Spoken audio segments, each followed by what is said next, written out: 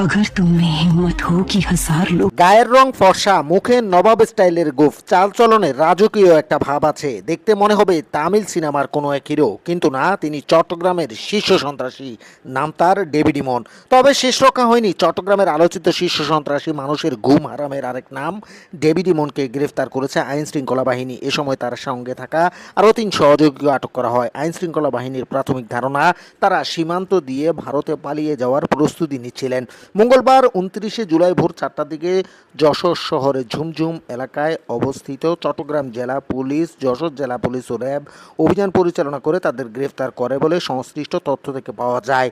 নাম ডেভিড ইমন হলেও তার আসল নাম মোবারক হোসেন ইমন। চট্টগ্রামের ফটিকছড়ি উপজেলার কাঞ্চননগর এলাকার বাসিন্দা। আইন শৃঙ্খলা বাহিনীর তথ্য অনুযায়ী ডেভিড ইমন সাম্প্রতিক সময়ে চট্টগ্রামের আন্ডারওয়ার্ল্ডের অন্যতম আলোচিত নাম হিসেবে পরিচিতি পান। পুলিশের দাবি, তিনি শীর্ষ সন্ত্রাসী বড় সাজ্জাদের ডান হাত।